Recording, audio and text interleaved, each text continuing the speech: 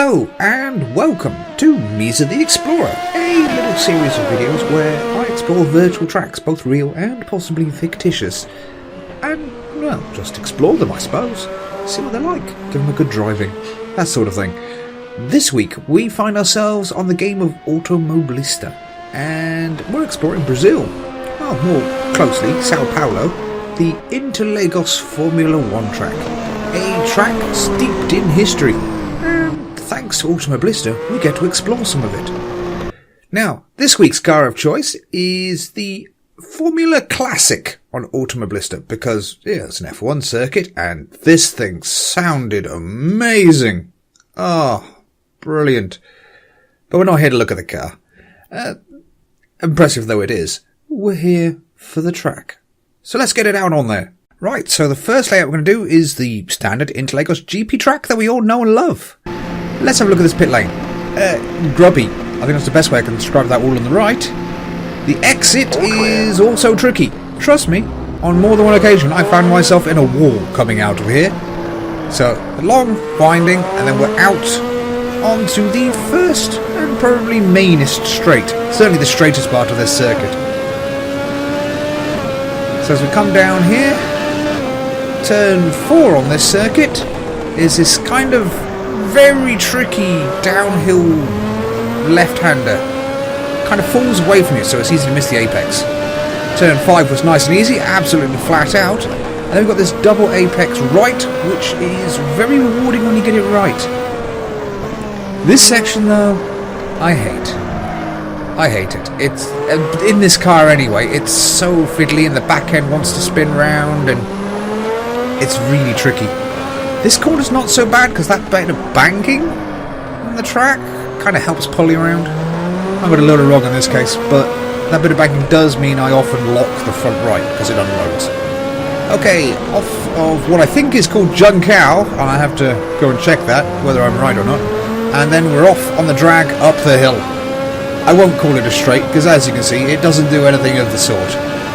As we come round to the start and finish line.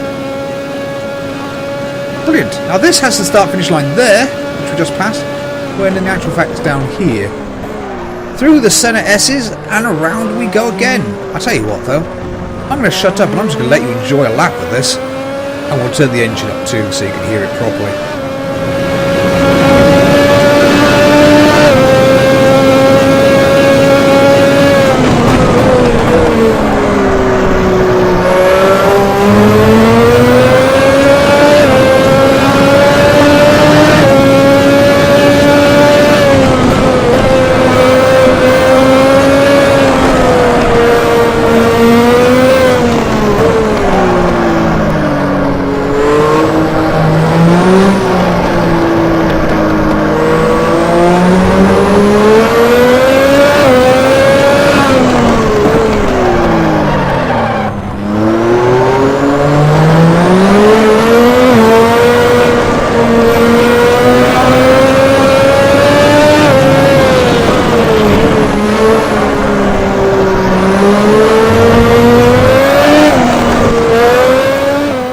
Got a little shaky there on the exit going up the hill, but there we go, a nice flying lap of the place.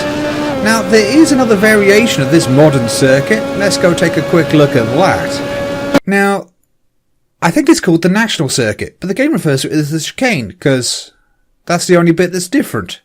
Now, if we take a drive up to it, you can see still haven't got that corner right. And there we are, it's a bit of a Mickey Mouse thing. But it's a pain in the ass. No, seriously, I mean, check this. That was one of my best attempts at the corner. Can't get it around a corner.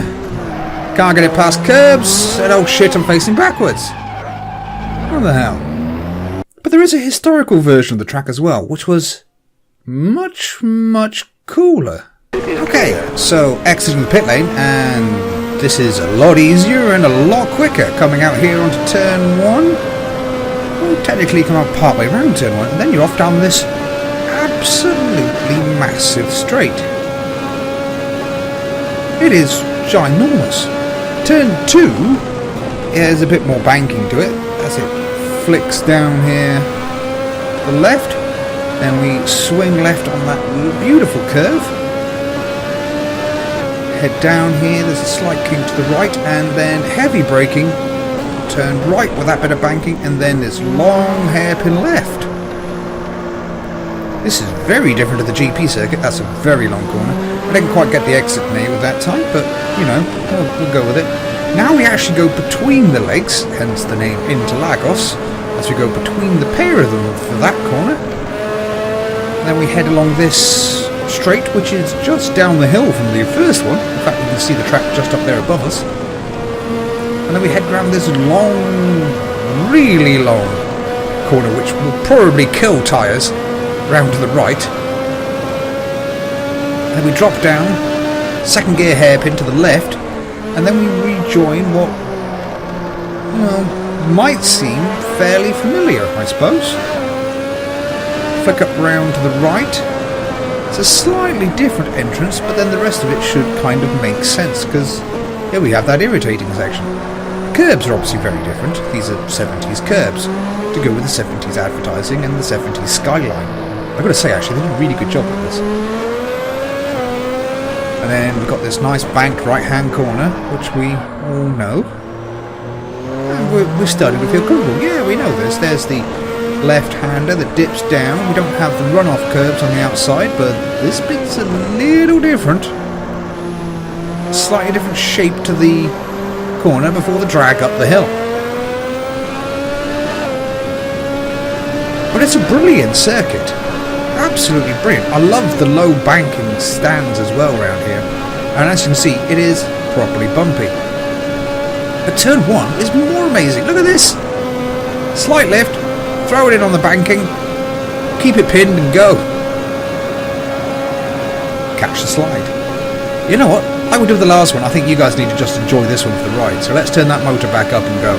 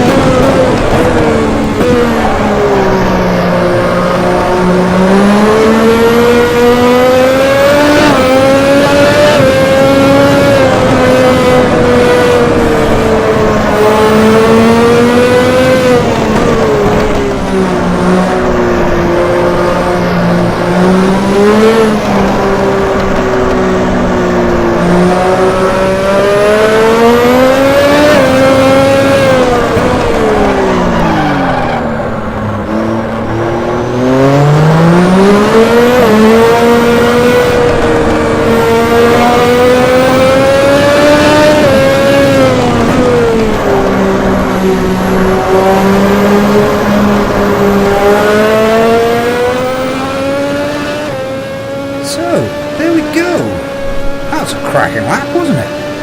Now, I must admit, driving around this thing, I was there thinking, why is it still like this? But did you see the lack of runoffs? Yeah. I also tried keeping it flat around here, and really discovered why there's no runoff. It was a bad plan. Yay, fantastic. Caution. Yeah, probably a good idea. Right, and now for the 80s version, which looks absolutely identical. So I was there wondering, what's the difference? Well, there's no real visual difference between the two layouts of the track, so why have it? Well, as it turns out, the difference cannot be seen. It can only be felt. The force feedback was crazy, hence driving like this.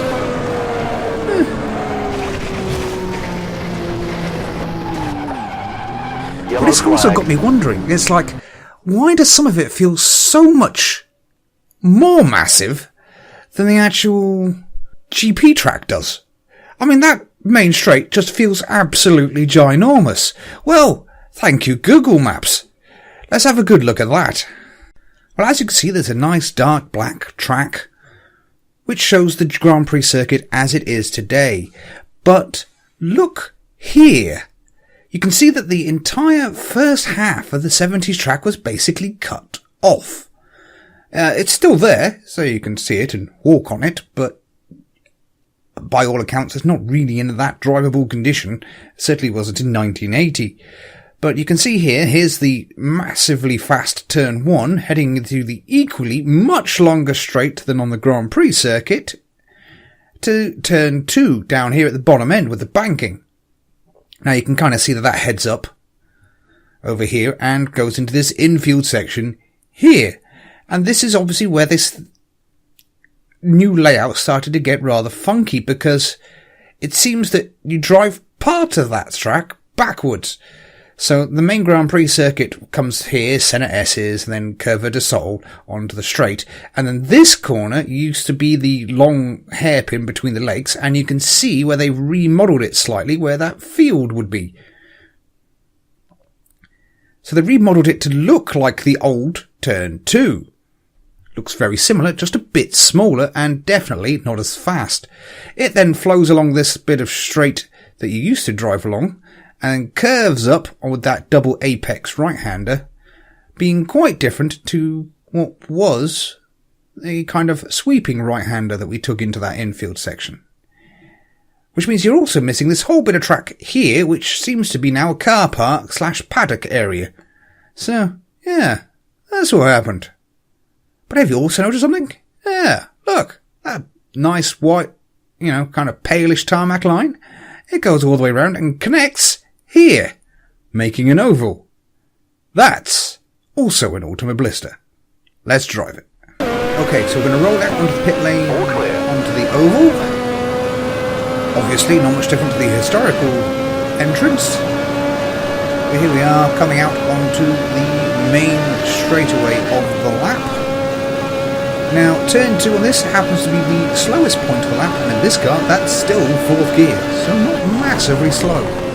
Still over 200 kilometers an hour. Pull out of there, giving a little respect considering I've just come out the pits, onto the uphill drag with a massive bump. But otherwise, so far so normal. I must admit, the speeds he carried, that left-hander we just passed, must have been more warrior. Shall we do a full, proper, supremely fast lap? Alright, let's turn the sound up. Let's do it.